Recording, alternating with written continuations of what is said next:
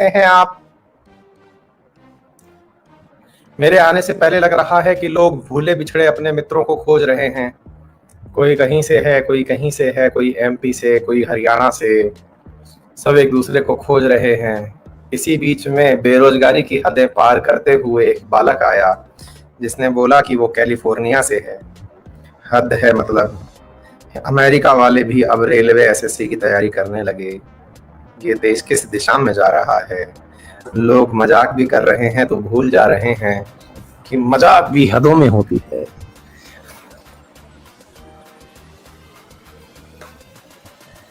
हैं?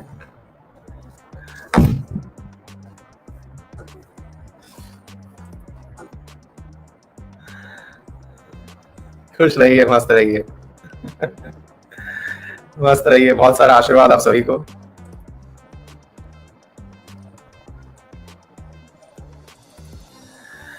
जो जहां से भी है, कुछ लोग अपने आप को इसी होड़ में मार्च से भी बताने लग गए हैं। बिल्कुल सही है। कुछ भी हो भाई, समय खराब चल रहा है और जैसा भी हो बस इस गोले पे बने रहिएगा, क्योंकि आजकल इस गोले पे बने रहने की बड़ी चिंता है लोगों को। इस गोले पे रहना, बाकी तुम कहीं से भी रहो मेरे भाई, हैं? क्योंकि इस गोले से ऊपर जाना जो है आजकल का ट्रेंड हो गया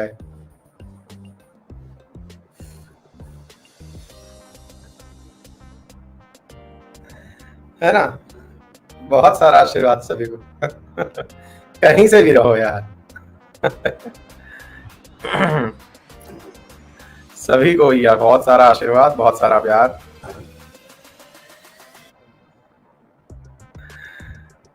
चलिए, अल्टीमेटली बहुत अच्छी बात है। आप सभी स्वस्थ हैं, खुश हैं और मस्त हैं एकदम, तो जानकर अच्छा लग रहा है। चलिए, तो शुरू करें अपनी यात्रा, मूल अधिकारों की यात्रा। जो भी विद्यार्थी नए हों क्लास में, कृपया करके पुरानी क्लास खोज लें और देख लें एक बार। और पुरानी क्लास खोजने और देखने का तरीका ये होता है, बहुत ही आसान सा तरीका बता देते हैं हम आपको। तरीका ये होता है कि आप केवल और केवल हमारी प्रोफाइल ढूंढें बस अनअकैडमी पर, और वहां जाके हमारे नाम के नीचे हमारी प्रीवियस क्लास देख लें और पहुंच जाएं, है ना? हाँ जी। तो मूल अधिकारों की यात्रा पर आपका स्वागत है। कल हम यात्रा करते करते समानता दिलवाने पहुंच गए थे। जब समानता दिलवा ही रहे थे कि अचानक हमें समझ में आया कि मूल अधिकारों की जो समानता है, तो रुक जाइए, हमारा शस्त्र भी हम ले लें, हम शस्त्र लेना भूल गए।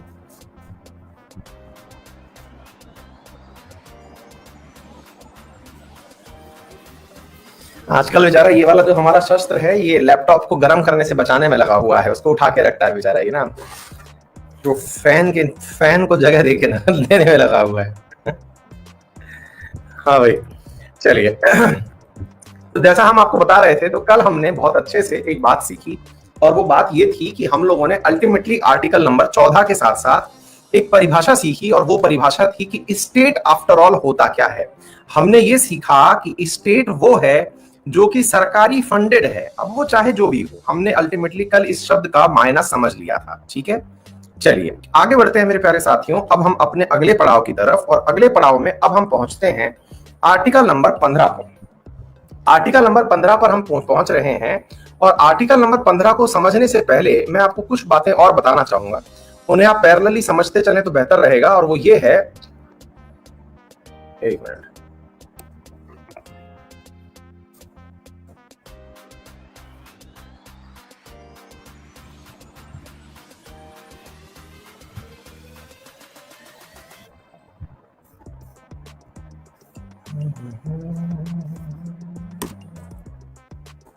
एक मिनट।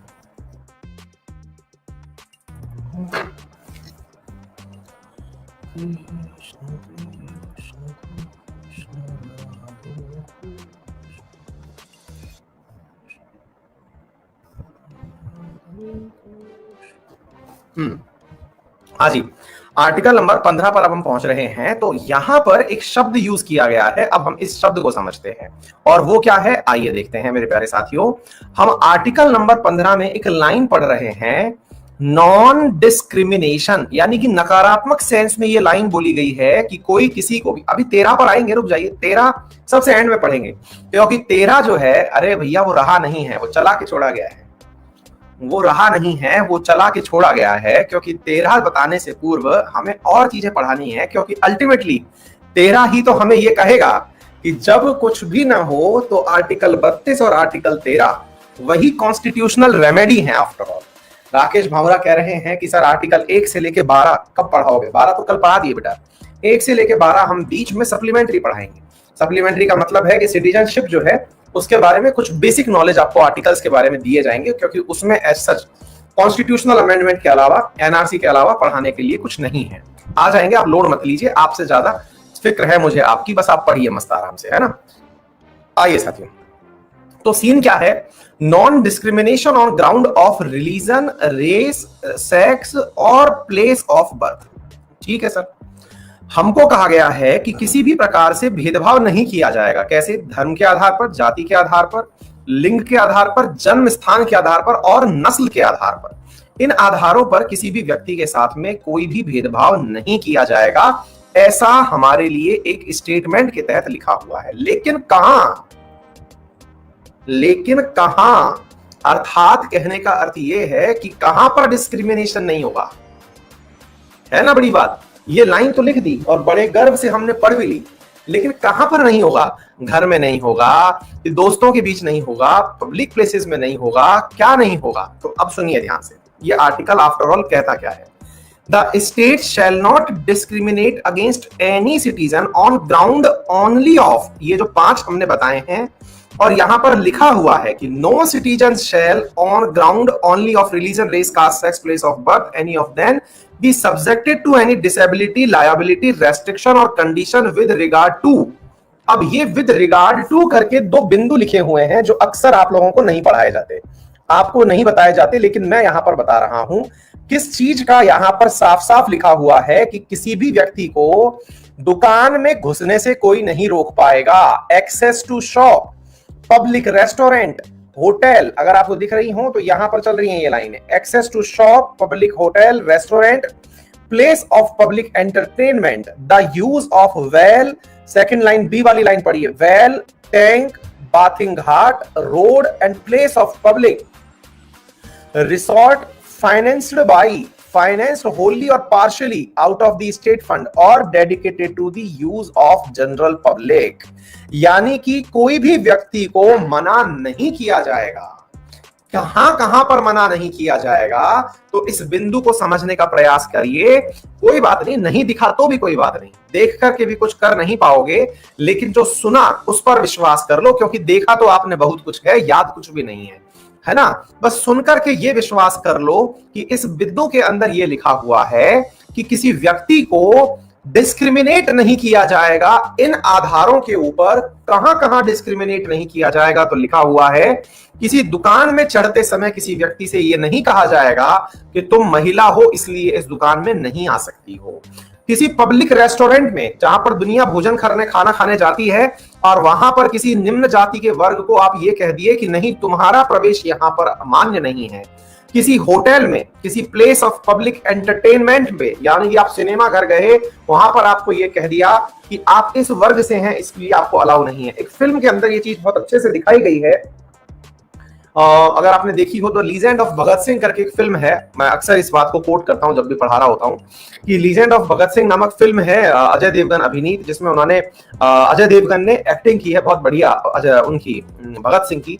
तो उस फिल्म के अंदर एक दृश्य दिखाया गया है जहां पर ये वाला संगीत गीत गाया गया है, पगड़ी संभाल जट्टा पगड़ी संभाल, क्योंकि ये वाला मूवमेंट चला था। असल में पगड़ी संभाल जट्टा जो है ये भगत सिंह के चाचा अजीत सिंह के नेतृत्व में चला हुआ एक आंदोलन था, पगड़ी संभाल, ठीक है ना। तो मेरे प्यारे साथियों, वो जब गीत आता है उस समय फिल्म के एक दृश्य में ये दिखाया गया है कि वहां अंग्रेज जहां बैठे हुए हैं, वहां पर लिखा हुआ है beware of dogs and Indians, यानी कि इस जगह पर कुत्तों का और भारतीयों का प्रवेश निषेध है।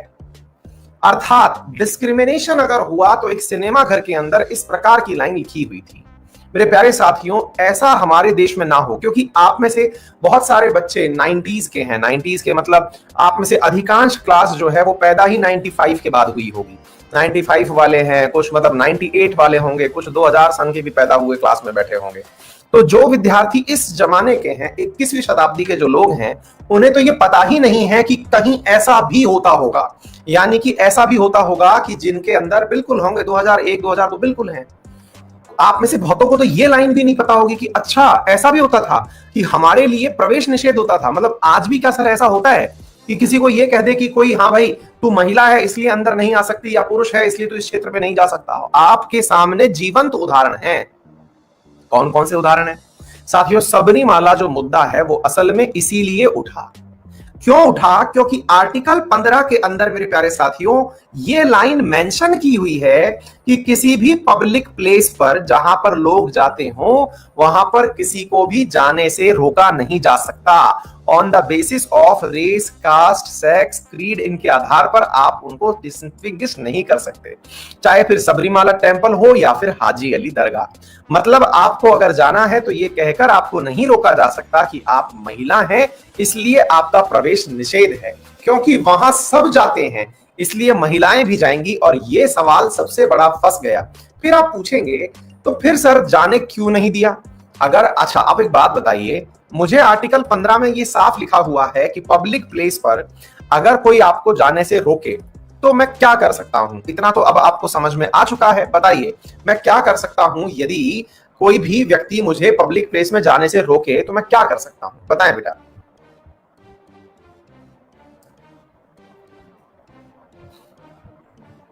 अक्षय लास्ट में बेटा एक बार डिस्कस कर लेंगे अपन, है ना? मैं सुप्रीम कोर्ट जा सकता हूं। क्यों बेटा? क्योंकि आर्टिकल 32 में मुझे यह कहा गया है कि यदि मेरा कोई भी मूल अधिकार पूरा नहीं होता तो मैं उसकी मांग करने के लिए सीधा सुप्रीम कोर्ट की यात्रा कर सकता हूं। अच्छा तो फिर मुझे यह बताइए कि महिलाओं का सुप्रीम कोर्ट जाना सही था या नहीं था? आपके हिसाब से आपको क्या लगता है? ऑटोमेटिकली महिलाओं ने डिमांड करी कि सबरीमाला मंदिर में हमें प्रवेश मिलना चाहिए क्योंकि आर्टिकल 15 कहता है इस बात का। अच्छा चलिए तो अब मैं एक आर्टिकल और पढ़ाता हूं आपको। उस आर्टिकल को पहले देख लेते हैं, फिर हम वापस लौट करके यहां आएंगे और उस आर्टिकल को यहां पर पढ़ करके देखिए। यह है धार्मिक स्वतंत्रता का अधिनियम 25 से लेकर के 28। जरा पढ़िए क्या लिखा हुआ है। यहां लिखा हुआ है freedom of conscience and free profession, practice and propagation of religion. अंतरात्मा से मैं जिस भी धर्म का प्रचार प्रसार करना चाहूं मैं कर सकता हूं। धार्मिक मामलों के प्रबंधन की स्वतंत्रता, आर्टिकल नंबर 26, यहां पर यह भी लिखा हुआ है। तो मुझे एक बात बताइए मेरे प्यारे साथियों, ये वाला आर्टिकल नंबर 26 जो यहां पर लिखा हुआ है ये मूल अधिकार है या नहीं है? ये मूल अधिकार है या नहीं है, मुझे ये बताइए, है ना? इसका अर्थ ये है कि मुझे मेरे धार्मिक मामलों के प्रबंधन की स्वतंत्रता है। अर्थात मैं अगर अपने मंदिर के अंदर ये चाहता हूं कि महिलाओं का प्रवेश ना हो तो ये मेरा धर्म का मामला है और मैं धर्म के मामले के अंदर किस प्रकार से व्यवहार करूं ये मेरी स्वतंत्रता है। अब मुझे ये बताइए, एक तरफ तो मैं कहता हूं आर्टिकल 15 मूल अधिकार है और एक तरफ 26 कहता है कि मैं अपने धर्म का प्रबंधन कर सकता हूं। तो मुझे यह बताइए आर्टिकल वर्सेस आर्टिकल हुआ या नहीं? मूल अधिकार से मूल अधिकार लड़ गया कि नहीं? और जब एक मूल अधिकार से दूसरा मूल अधिकार लड़ जाता है और दोनों में ही आप 32 नंबर आर्टिकल के कारण सुप्रीम कोर्ट पहुंच जाते हैं तो सुप्रीम कोर्ट किसे सही ठहराए? सुप्रीम कोर्ट किसे सही ठहराए? है गजब सवाल। सुप्रीम कोर्ट में 32 नंबर के तहत आप जा सकते हैं, सही किसे ठहराए?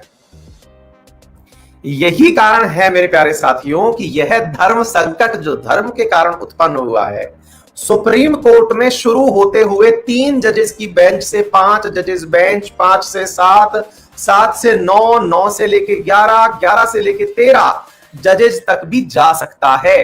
अभी तक 7 जजेस की बेंच तक तो डिसीजन दे चुकी हैं और उसके बाद में ये आगे भी जा सकता है, फिर और भी आगे जा सकता है, फिर और भी आगे जा सकता है, फिर और भी आगे जा सकता है। क्यों? क्योंकि आफ्टर ऑल मुद्दा यह है कि भैया अगर आपके पास तर्क अच्छे हैं और आप ये कुछ विद्यार्थी पूछ रहे हैं सर ऑड हमेशा क्यों लेते हैं? बेटा ऑड के केस में कोई ना कोई पक्ष जरूर जीतेगा, इवन के केस में टाई हो सकता है, ऑड के केस में कोई ना कोई जरूर जीतेगा, है ना? दो एक तरफ या एक तरफ, कोई तो जीतेगा ना बेटा। अधिकतम अभी तक 13 जज तक गया है, तो ये अगला जो केस है मेरे प्यारे साथियों, हजरत सबरीमाला वाला केस, ये भी जाएगा 13 से ऊपर तक निकलेगा। तो कहने का अर्थ क्या है मेरे प्यारे साथियों, मैं अगेन आपसे ये कह रहा हूं कि भारत के संविधान में बहुत सारे मूल अधिकार ऐसे हैं जो एक दूसरे को काटते हैं। एनीवे, फिलहाल के लिए आप इस बात को इतना समझ के काम चलाइए कि भारत के संविधान के अंदर जो ये आपके सामने आर्टिकल नंबर 15 लिखा हुआ है, ये इस बात की इजाजत देता है, किस बात की इजाजत देता है कि राज्य को डिस्क्रिमिनेशन नहीं करना चाहिए। किस आधार पर नहीं करना चाहिए? मतलब इस आधार पर नहीं करना चाहिए, इन आधारों पर नहीं करना चाहिए। अब क्या होता है साथियों, एक बहुत बड़ा प्रश्न उठता है। देखिए, आप में से बहुत सारे बाल कलाकार ऐसे होंगे जो आपको घर से बाहर जाने से रोकते होंगे, आपके बाल मित्र, बाल सखा, है ना? लेकिन मैं उन बाल कलाकारों की बात नहीं कर रहा हूं, मैं उन बाल कलाकारों की बात कर रहा हूं जो इन सवालों को पढ़ते समय एक अलग चिंता दिमाग में लिए बैठे होंगे, और वो चिंता ये होगी कि सर आप इतना गहराई से हमें क्यों पढ़ा रहे हो, हमारे इतना काम थोड़ी आएगा। पता नहीं यार, मुझे नहीं समझ में आता कि मैं क्यों पढ़ा रहा हूं, लेकिन मुझे लगता है कि ये काम जरूर आएगा, क्योंकि यहां से भारत निर्माण हो रहा है इस सवाल से। अब भारत निर्माण की तरफ हम चल रहे हैं। भारत निर्माण ये है साथियों कि आप में से कुछ लोग कहेंगे कि सर आपने 5 पॉइंट बताए, आपने कहा रिलीजन, आपने कहा रेस, आपने कहा कास्ट, आपने कहा सेक्स, और आपने कहा प्लेस ऑफ बर्थ। सर मुझे एक बात बताओ, हम एक एक करके सर सवाल पूछते हैं आपसे। इंडिया में नस्ल का तो कोई मुद्दा उठता ही नहीं है, क्योंकि हमारे यहां पर गोरे और काले की लड़ाई नहीं होती। लेकिन सर इसको ले लो, इसको ले लो, इसको ले लो, इसको ले लो, खूब लड़ाइयां होती हैं हमारे यहाँ पे। उदाहरण के रूप में बताते हैं आपको। सबसे पहले शुरुआत करते हैं इस जगह से। क्या है ये? कास्ट वाला मुद्दा। कास्ट वाला मुद्दा क्या है मेरे प्यारे साथियों? इस कास्ट वाले मुद्दे के अंदर सर आपने कहा स्टेट शैल नॉट डिस्क्रिमिनेट, यानी राज्य को भेद नहीं करना चाहिए। किसके बीच में भेद नहीं करना चाहिए? राज्य को भेद नहीं करना चाहिए, क्योंकि राज्य जो है वो कास्ट के आधार पर किसी को ऊंचा और नीचा नहीं बता सकता। तो सर मेरा एक सवाल है आपसे, राज्य ने जनरल, ओबीसी और एससी एसटी में ऐसा क्यों किया? बोले क्या किया बेटा? बोले सर जनरल के लिए कट ऑफ रख दी 60% नंबर, ओबीसी के लिए 50% नंबर, इनके यहां पर एससी एसटी के लिए आपने 40% नंबर कट ऑफ रख दी। तो सर ये तो सीधा सीधा आपके आर्टिकल नंबर 15 का उल्लंघन है। आर्टिकल नंबर 15 का अगर ये उल्लंघन है तो सर जाऊं मैं सुप्रीम कोर्ट? अभी तक शायद किसी को पता ना हो। शायद अगर आप इजाजत दे दें तो मैं सुप्रीम कोर्ट चला जाऊं, और बात भी सही है क्योंकि उनकी बात में दम है। बोले सर अगर आप कह दें तो मैं सुप्रीम कोर्ट चला जाऊं, क्योंकि अल्टीमेटली इस सवाल में वही वाला प्रश्न उठ करके वापस चला आया। सर मैंने कहा भाई कौन सा वाला प्रश्न चला आया?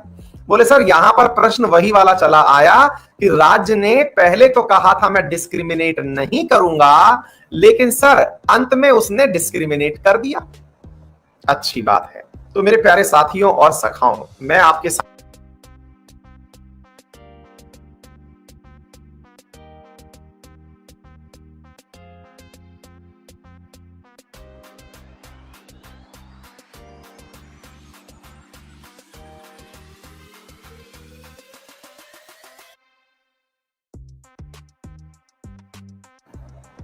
बोले सर जहां आपने मुझसे ये कहा कि स्टेट डिस्क्रिमिनेट नहीं करना चाहिए, वहां पर स्टेट ने सर डिस्क्रिमिनेट कर दिया। सर वहां पर स्टेट ने डिस्क्रिमिनेट कर दिया। क्या आपको यह सवाल समझ में आ रहा है? पहले यह बताइए तब मैं आगे बढ़ूंगा। क्या आपको मेरा पॉइंट समझ में आ रहा है? हम सब करिए कि आपने पहले कहा कि राज्य को डिस्क्रिमिनेशन नहीं करना चाहिए, विभेदित नहीं करना चाहिए, लेकिन सर राज्य तो कर दिया। तो सर पहले तो मुझे आप इस लाइन का आंसर दो कि राज्य ने अगर ऐसा किया तो ये गलत है कि सही है। मैंने कहा यार टेक्निकली तो आपकी बात सुन के तो लग रहा है कि गलत है। अच्छा, अगर ये गलत है तो सर मैं पहले आपको एक चीज यहां पर पॉइंट के हिसाब से पढ़ के सुना देता हूं ताकि आपको आर्टिकल 15 प्रॉपर तरीके से समझ में आ जाए। अब आपको मैं केवल इसलिए दिखा रहा हूं, आप कहेंगे सर आप हमको ये वाले आर्टिकल क्यों नहीं दे देते सीधे सीधे। बेटा इसलिए नहीं दे देते क्योंकि ये आपके काम के नहीं है। आप जब यूपीएससी वगैरह की तैयारी करोगे ना तब भले ही काम के हों, लेकिन ये आपके फिलहाल काम के नहीं है। लेकिन मैं फिर भी आपको इसलिए दिखा दे रहा हूं ताकि आपको ये लगे कि हाँ इस पुस्तक में ऐसे आर्टिकल लिखे हुए हैं। एक 5 नंबर बिंदु दिख रहा होगा, दिख रहा है 5 नंबर पॉइंट दिख रहा है ना। अब मैं इसको पढ़ के सुना दे रहा हूं, मैं पढ़ के सुना दे रहा हूं, आप विश्वास करिए कुछ लिखा हुआ है। इसमें लिखा हुआ है नथिंग इन दिस आर्टिकल और in sub clause G of clause 1 of article 19 shall prevent the state from making any special provision by law for the advancement of any socially and educationally backward class of citizen or the scheduled caste or scheduled tribe in so far as such special provision related to their admission to educational institute including private educational institute whether aided or unaided by the state other than the minority educational institute referred to clause 1 of article 30। बोले ऊपर से निकल गया sir. मैं आपको केवल ये line इसलिए पढ़ के सुनाया ताकि आप लोग इस बात से ये समझ लें कि ऐसा कुछ लिखा है, गड़बड़ शड़बड़ कुछ लिखा है। समझाने के लिए तो मैं बैठा हूं। आर्टिकल नंबर 15, आर्टिकल नंबर 15 के अंदर सब क्लॉज, देखो आर्टिकल्स को ऐसे पढ़ा जाता है, ऊपर की तरफ लिखा हुआ है नंबर 15, ये लिखा हुआ 15।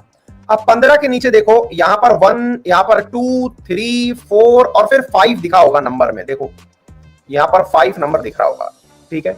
इसको पढ़ा जाता है article number 15 sub clause 5। Sub clause 5 में लिखता है कि कोई भी आर्टिकल या फिर 15 नंबर आर्टिकल में लिखा हुआ कोई भी पॉइंट राज्य को एजुकेशनली और सोशली बैकवर्ड क्लास, साथ में एससी और एसटी के लिए एजुकेशनल इंस्टीट्यूट में यानी कि कॉलेज में एडमिशन की प्राथमिकता के लिए प्रावधान बनाने से नहीं रोक सकता। कहने का अर्थ यह हुआ कि जहां आपने 15 में यह बात लिख दी, 15 में आपने क्या लाइन लिख दी, 15 में तो आपने कहा कि स्टेट शैल नॉट डिस्क्रिमिनेट, राज्य को डिस्क्रिमिनेट नहीं करना चाहिए रेस, कास्ट, सेक्स इनके आधार पर। लेकिन वहीं इसी आर्टिकल के सब क्लॉज 5 में आप लोग ये लिखते हैं कि कॉलेज में ओबीसी और एससी एसटी का रिजर्वेशन होगा। सरल रूप से इस बात को बस हम समझने का प्रयास कर लेते हैं। यानी इस पॉइंट के अंदर ये जो लाइन मेंशन की गई है कि यहां पर ओबीसी को और एससी एसटी को, ओबीसी अभी शब्द यूज नहीं किया गया, इसमें लिखा गया socially and educationally backward class, और यह लिखा गया कि इनके लिए राज्य को प्रावधान बनाने से कोई नहीं रोक सकता। तो फिर आप कहेंगे सर ये तो दोनों ही बातें हो गई, सर इसी का तो मतलब कहीं वो नहीं है रिजर्वेशन। मैंने कहा जी हां, जब आर्टिकल में यह बात लिखी हुई है तो इसी को तो रिजर्वेशन कहते हैं। सरकार ने इसी के आधार पर रिजर्वेशन दे दिया। फिर आप पूछेंगे कि अच्छा तो ये तो एक सोची समझी रणनीति थी कि एक तरफ तो कहा समानता होगी, आर्टिकल का नाम ही दे दिया समानता के ऊपर अधिकार, आर्टिकल का नाम ही है समानता, राइट ऑफ इक्वालिटी। इधर देखिए राइट ऑफ इक्वालिटी 14 से लेकर के 18, और आप इक्वालिटी के नाम पर हमको उल्लू बना रहे हो। ये तो दोनों बातें कर दी आपने। फिर इक्वालिटी कहां से रही? अब आपकी सटक गई। आपकी क्यों सटक गई? इक्वालिटी कहां है? मैं तो इक्वालिटी ढूंढ रहा हूं, इक्वालिटी तो है ही नहीं। बेटा गवर्नमेंट जॉब में, हाँ एक विद्यार्थी ने सवाल पूछा सर गवर्नमेंट जॉब में भी तो रिजर्वेशन है, हरिहर। बेटा हरिहर गवर्नमेंट जॉब में जो रिजर्वेशन है वो आर्टिकल नंबर 16 में लिखा हुआ है। देखो आर्टिकल नंबर 16 की लाइन भी एज इट इज ही है। इधर देखो, religion, race, caste, sex, descent, place of birth and residence और एनी ऑफ देम, यही लाइन इसमें भी है। लेकिन आर्टिकल नंबर 16 के अंदर भी ऐसे ही एक सब क्लॉज सरकारी नौकरी के लिए दिया हुआ है, और वो है मेरे प्यारे साथियों sub clause number 4। Sub clause number 4 जिसमें ये लिखा हुआ है आर्टिकल नंबर 16 इसका sub clause 4, nothing in this article shall prevent the state from making any provision for reservation of appointment और post in favour of backward. यानी कि article 16 का सब क्लॉज 4 और आर्टिकल 15 का सब क्लॉज 5 इनडायरेक्टली हमें एक बात सिखा गया। क्या बात सिखा गया? कि भैया बात ऐसी है कि रिजर्वेशन तो होगा। मतलब हमें ये लाइन सिखा गया कि भैया समझ के रहिएगा कि रिजर्वेशन तो होगा। अब आपके दिमाग में एकदम तन गई कि यार ये तो हमारे साथ सरासर नाइंसाफी है। मतलब आपने एक तरफ तो कॉलेज में रिजर्वेशन दे दिया 15 के पार्ट 5 में, और दूसरी तरफ 15 के भाग 16 के भाग 4 में नौकरी में दे दिया। फिर आप अपने आर्टिकल का नाम देते हो कि ये समानता का अधिकार है। सर ये तो गड़बड़ है। गड़बड़ नहीं है साथियों। अब आपको समझने की आवश्यकता है रिजर्वेशन क्या है। रिजर्वेशन इधर देते हैं साथियों। आइए साथियों अब चलते हैं हमको समझाने के लिए रिजर्वेशन की यात्रा पर। क्या है रिजर्वेशन की यात्रा? आइए मेरे साथ चलते हैं।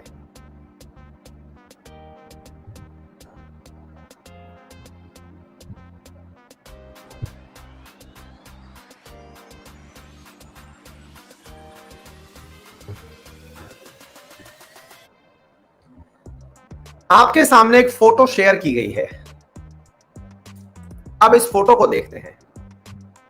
इस फोटो को देख करके आपको सवाल समझ में आ जाएगा कि आफ्टर ऑल समानता का मतलब क्या है।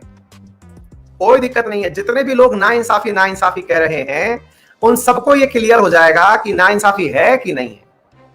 यह फोटो विशेष रूप से आपके लिए लाई गई है, विशेष रूप से आपके लिए डिजाइन करवाई गई है, क्योंकि मुझे रिजर्वेशन समझाने के लिए अक्सर इस फोटो का उपयोग लेना पड़ता था। मैं बोलता था, हाथ से बनाता था। इस बार हमारी टीम ने आपके लिए बना के दी है ये फोटो। ये अपने आप में बहुत कुछ समझाएगी। इस फोटो को जो समझ गया उसको पूरा की पूरा समझ में आ गया कि क्या है रिजर्वेशन।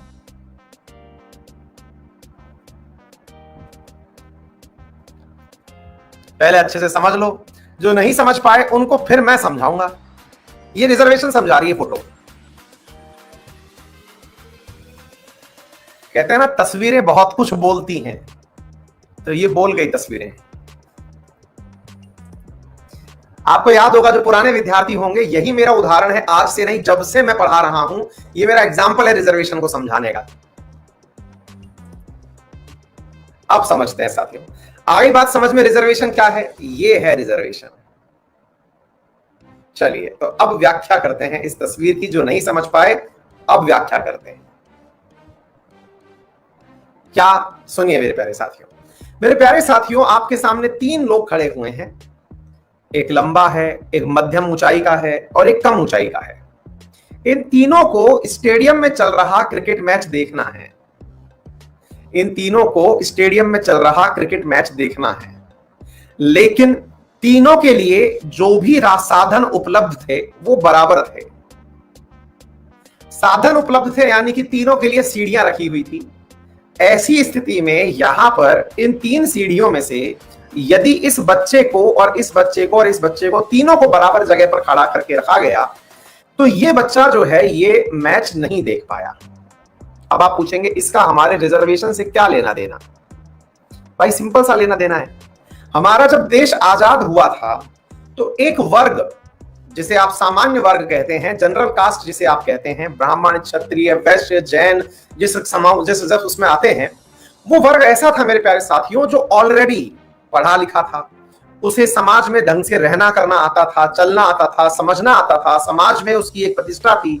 उसको समाज में अपनी बातें मनवाने के लिए किसी से झगड़ना नहीं पड़ता था। सभी मंदिरों में उसका प्रवेश था। वो जहां से आए उसको सम्मान, इज्जत, दर्जा सब मिलता था और वो आसानी से सब चीजें यूज करता था।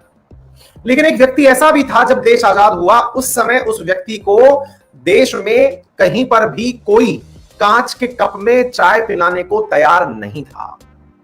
एक ऐसा व्यक्ति था जिसको कि उन्हीं बर्तनों में खाना खिलाने को तैयार नहीं था जिनमें वो आज खाना खाता है। मेरे प्यारे साथियों, आज भी इस बात को आप माने या ना माने, बहुत सारी जगह पर हमारे परिवारों में, हमारे समाज में ऐसी जगह बहुत सारे इंसिडेंट आपको दिखाई देते हैं जिनमें आपको वो लोग इस प्रकार का डिस्क्रिमिनेशन करते हुए देखे जाते हैं।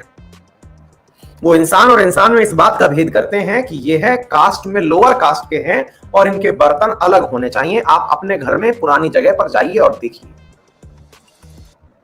तो अब ये जो शब्द है ना जो मैंने यूज किया बहुत हार्श है, बहुत सारे लोगों को लगेगा, अच्छा बहुत सारे लोगों की अपनी फीलिंग्स भी होंगी, बहुत सारे लोगों के पर्सनल अनुभव होंगे बहुत कड़वे, बोले नहीं सर ऐसा नहीं है, इन्होंने हमारे साथ ये कर दिया, हमने यूं कर दिया। वो पर्सनल ग्रीवांसेस हटाइए। जब देश चलता है तो देश मेजॉरिटी की बात करके चलता है, वो ये सोच करके चलता है अधिकतम का लाभ कैसे सुनिश्चित हो।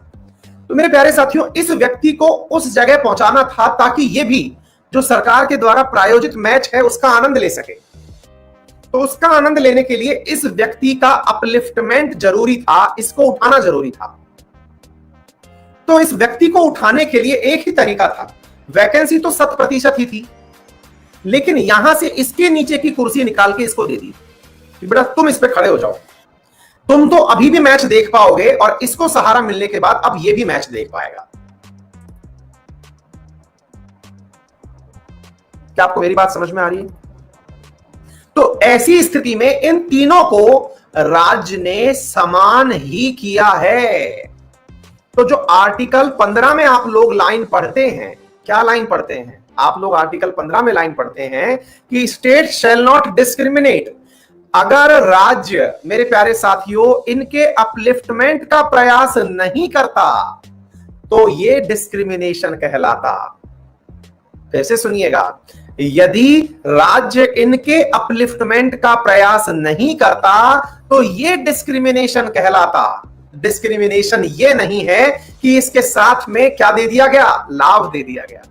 आप में से कुछ लोग एक चीज को लेकर बहुत ज्यादा परेशान रहते हैं और वो क्या है, आप लोग ये कहते हैं कि सर लेकिन आरक्षण का लाभ वो व्यक्ति ले रहा है जो खुद भी आईएएस बन गया, उसका बेटा भी आरक्षण का लाभ लेके आईएएस बन गया, उसकी तीसरी पीढ़ी भी लेकर के आईएएस बन गई। बिल्कुल सही कह रहे हैं आप।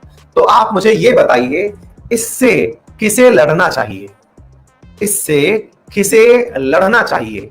उसी वर्ग के लोगों को जो आरक्षण का लाभ लेने के लिए हकदार हैं और उनका हक उन्हीं की कास्ट में एक ऐसा व्यक्ति जो उनका सारा हिस्सा खा के आगे चला जा रहा है, उन्हें अपने हक की मांग करनी चाहिए या हमें उनके हक की मांग करनी चाहिए?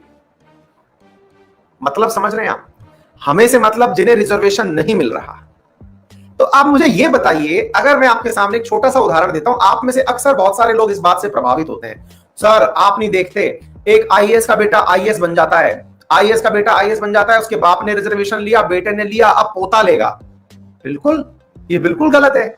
लेकिन गलत है तो असल में ये गलत जितना आपके लिए है ना, उससे ज्यादा गलत वो उस कास्ट के लिए है जिसके कास्ट के लोग इस ऐसे लोगों के लिए, ऐसे लोगों की वजह से जो आरक्षण का लाभ लेते लेते उन लोगों का हक खा गए जो कि वाकई में आरक्षण के हकदार थे।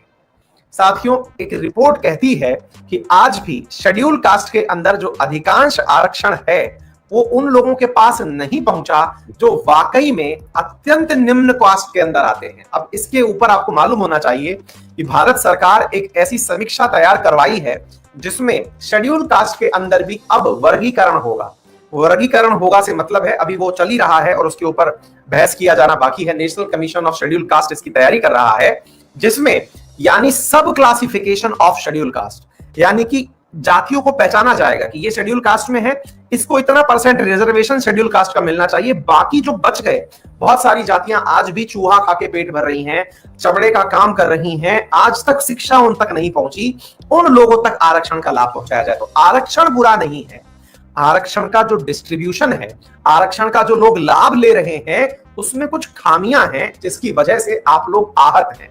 मैं मेरी पूरी क्लास से इस बात से सहमत हो सकता हूं और मेरी पूरी क्लास मुझसे इस बात पर सहमत हो सकती है कि सर आरक्षण जो है हम चाहेंगे कि उस व्यक्ति को मिले जो नाली में उतर करके हमारे लिए सफाई का कार्य कर रहा है। सर हम चाहेंगे कि आरक्षण उस व्यक्ति को मिले जिसके पास खाने के लिए 2 समय का भोजन नहीं है। सर हम दुखी हैं इस बात से कि आरक्षण उस व्यक्ति को मिलता है जो आरक्षण से पहले भी आईएएस निकाल लिया, इस बार भी निकाल लिया और उसका बच्चा भी निकालेगा। हमें दुख उसके ऊपर होता है। तो भैया उसके ऊपर जब आपको दुख होता है तो इसका आप क्या कर सकते हैं? इसके लिए आप भी अवेयरनेस फैलाएं उन लोगों में, विशेष रूप से जिन्हें आरक्षण का लाभ मिलना चाहिए लेकिन नहीं मिल पाया। और उनके बीच में आप जागृति फैलाएं। सरकार अपने लेवल पर इस कार्य को कर रही है और निश्चित ही यह कार्य होगा। क्या आपको मेरी बात समझ में आ रही है? मतलब रिजर्वेशन आप बिल्कुल नहीं चाहेंगे साथियों। आपको मैं ऐसी ऐसी स्थितियां दिखा सकता हूं। आज भी आपको लगता है ना कि एससी एसटी के लिए आरक्षण हो गया, हर जगह पर कोई निश्चित कास्ट है जो सारा बेनिफिट ले जा रही है। इनमें भी अब जनरल और मतलब इनके अंदर भी वर्गीकरण हो चुका है। इनके अंदर भी एक अपर कास्ट और लोअर कास्ट हो चुकी है, यानी रिजर्व कैटेगरी में भी अब अपर कास्ट और लोअर कास्ट है। उनमें भी अब ऐसा होता है कि अपर कास्ट और लोअर कास्ट आपस में शादी नहीं करती हैं, उनमें भी, यानी रिजर्व कैटेगरी के अंदर भी अब ऐसा है कि जहां जिनको रिजर्वेशन मिल गया अब वो अपने आप को बड़ा समझ रहे हैं जिन्होंने लाभ उठा लिया। आ गई बात समझ में? उम्मीद है कि मैंने एक बहुत बड़ा विषय जो है वो आज टच किया। मैं सबको तो संतुष्ट करने की गारंटी नहीं दे सकता, लेकिन हां, मेरी क्लास में से शायद 50-60% बच्चे मेरी बात से कन्विंस हुए होंगे कि आरक्षण आफ्टर ऑल क्या है और उसकी क्या आवश्यकता है। ठीक है, मैं सबकी तो गारंटी नहीं दे सकता, क्योंकि भाई सबको समझाने के लिए बहुत सारी पूरी पुरानी मानसिकताएं, उनके निजी मतलब अनुभव, उनके पारिवारिक अनुभव, बहुत सारी चीजें मायने रख सकती हैं। लेकिन एक शिक्षक के नाते जो मेरा कर्तव्य था वो मैंने निभाया, क्योंकि आर्टिकल 15 और 16 पढ़ाते समय मैं अगर आपको ये बातें ना बताऊं तो ये नाइंसाफी होगी मेरे प्यारे साथी। ठीक है, मतलब मैं आपको ये दोनों बातें ना समझाऊं तो ये प्रॉपर नाइंसाफी होगी। आरक्षण निकलता ही यहीं से है। हाँ जी, ऐसे ही आर्टिकल 15 के अंदर सब क्लॉज 6 और 16 के अंदर सब क्लॉज 6 जोड़ा गया संविधान संशोधन अधिनियम 103 के तहत। 103 के तहत मेरे प्यारे साथियों एक आरक्षण का बिंदु जोड़ा गया, जिसमें कि जनरल कास्ट के अंदर जो इकोनॉमिकली वीकर सेक्शन है उसको 10% आरक्षण देने के लिए आर्टिकल नंबर 15 के अंदर सब क्लॉज 6 और 16 के अंदर सब क्लॉज 6 जोड़ा गया इकोनॉमिकल वीकर सेक्शन के लिए। और इसकी मांग भी लंबे समय से उठ रही थी। आरक्षण के अंदर जो सबसे ज्यादा डिस्क्रिपेंसी है वो दो बातों को लेकर के है।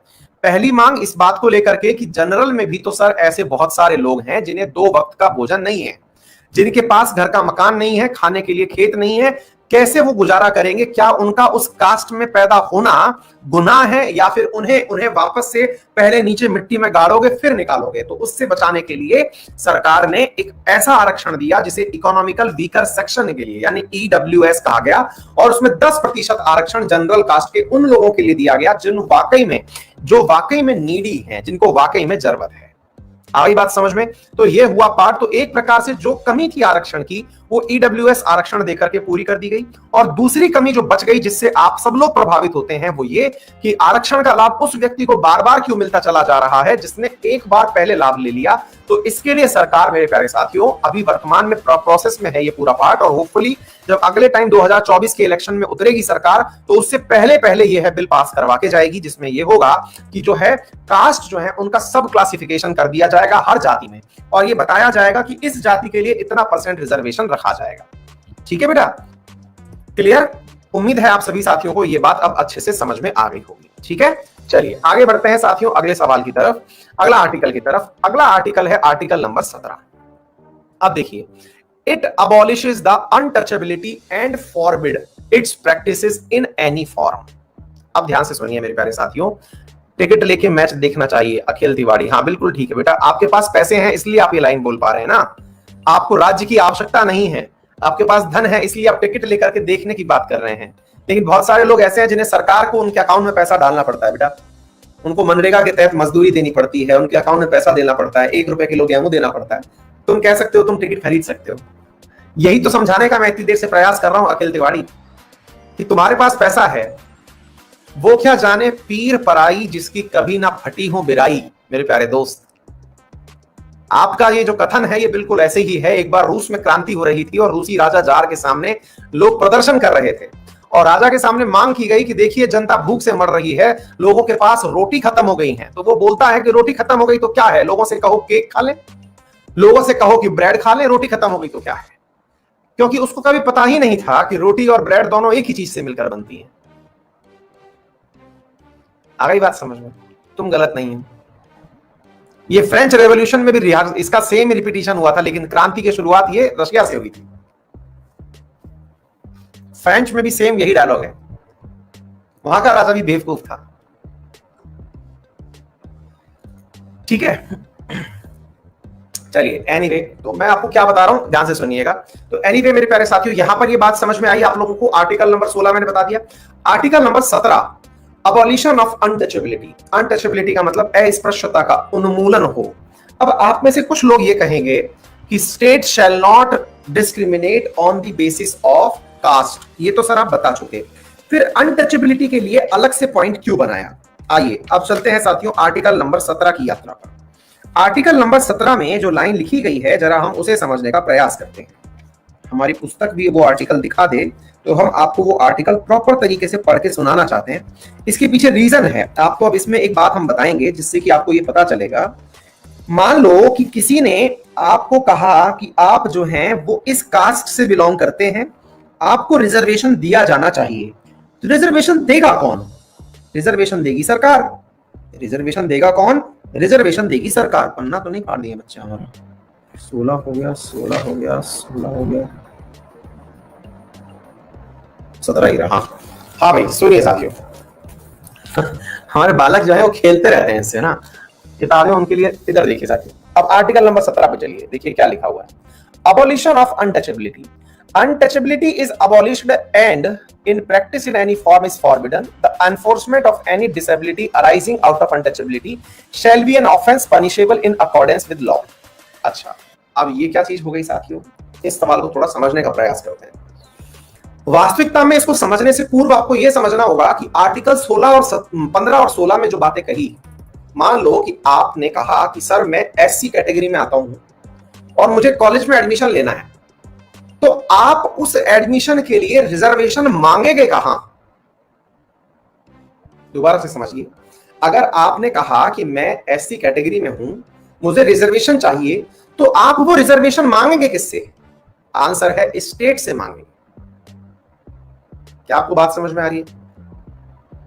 लेकिन साथियों, अगर मैं आपसे रिवर्स पूछूं कि आपको किसी ने अभद्र भाषा बोल दी, तो अभद्र भाषा बोलते ही आप इस अभद्र भाषा की शिकायत किससे करने जाएंगे? राज्य से। लेकिन इस आर्टिकल में तो कहीं भी यह नहीं लिखा हुआ है कि आपको अभद्र भाषा बोलने के ऊपर इतने साल की सजा होगी। अभद्र भाषा बोलने पर जांच ये अधिकारी करेगा। इसमें तो कहीं पर भी यह नहीं लिखा है कि किस तरह की भाषा बोलना गुनाह है, कहीं भी नहीं लिखा है। फिर क्या करिएगा? इस आर्टिकल में तो कहीं नहीं लिखा है। विकास कह रहे हैं वो तो आईपीसी में होगी ना सर। नहीं बेटा, वो आईपीसी में नहीं है। जब आईपीसी बना था तब तो रिजर्वेशन ही नहीं था। जब आईपीसी बनी थी तब तो उसमें भी नहीं था, बेयर एक्ट में भी नहीं है। इसके लिए अलग से एट्रोसिटी कानून जो ये आप पढ़ रहे हैं, इसके अंतर्गत मेरे प्यारे साथियों एक सिविल एक्ट बना, अलग से कानून बना, ठीक है। और उसके अंदर एससी एसटी एक्ट जिसे आप कहते हैं, और उस कानून को अमली जामा इसी आर्टिकल को दम देने के लिए पहनाया गया। मतलब क्या हुआ?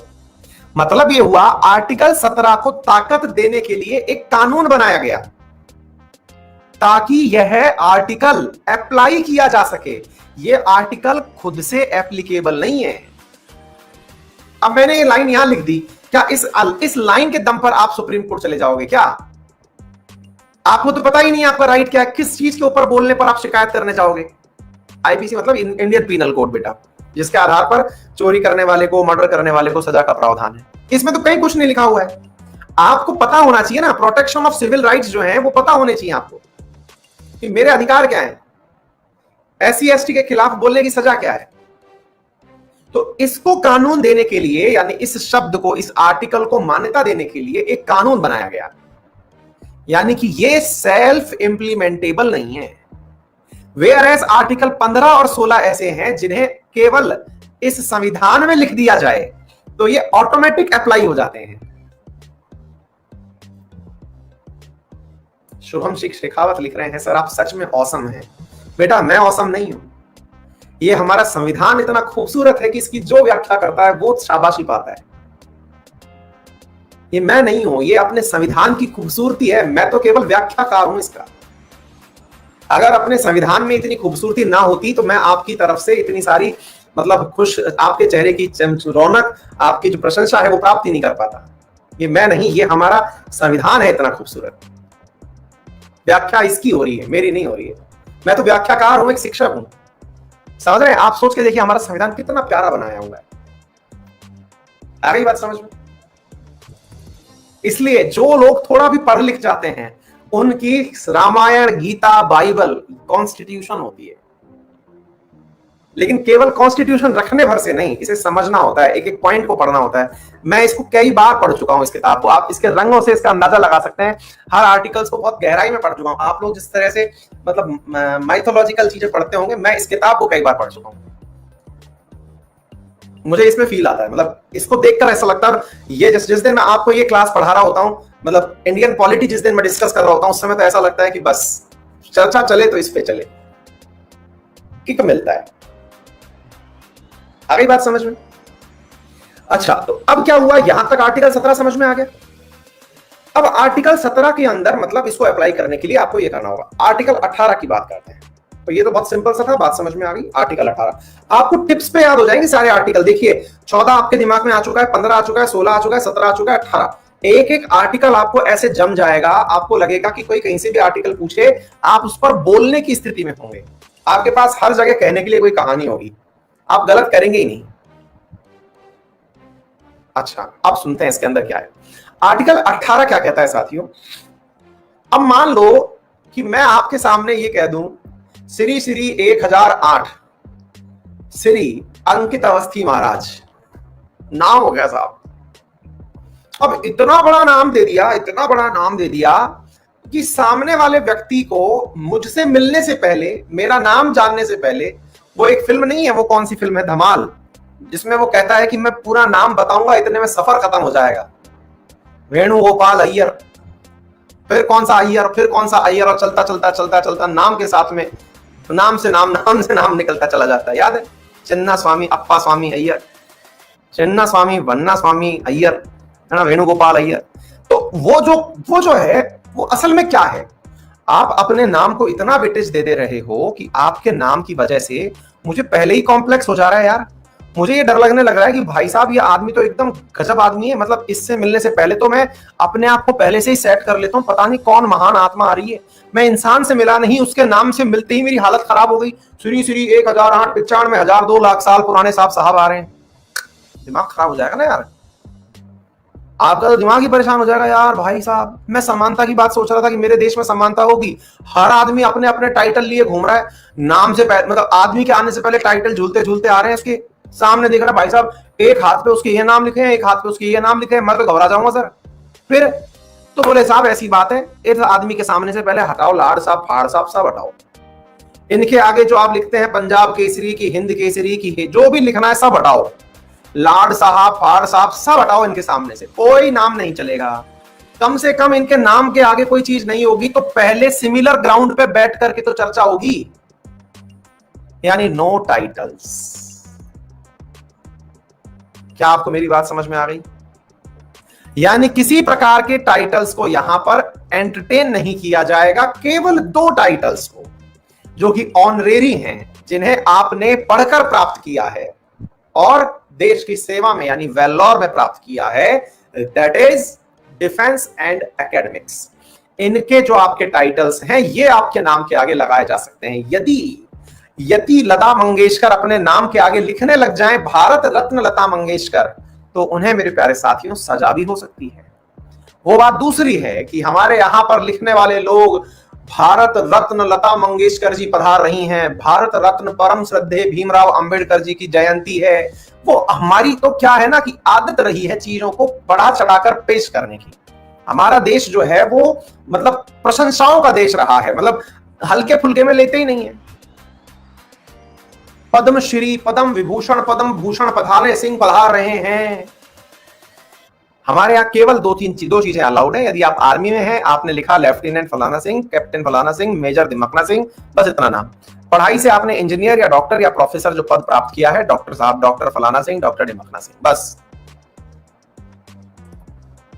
आदित्य पूछ रहे हैं श्री क्यों लगाते हैं? मत लगाओ बेटा, श्री को काउंट किया नहीं जाता है आपके नाम के अंदर। क्या आपको मेरी बात समझ में आ गई? तो उम्मीद है आपकी आज की यात्रा जिसमें आपने समानता प्राप्त करी, डेफिनेटली आपको बहुत कुछ सिखा के गई होगी। कल हम आपको लाएंगे स्वतंत्रता, तो बाबा लाएंगे क्रांति। कल मिलेगी स्वतंत्रता।